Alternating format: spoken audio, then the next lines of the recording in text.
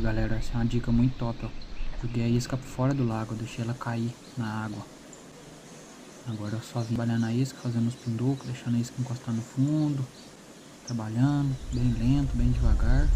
A traíra não resistiu, ó.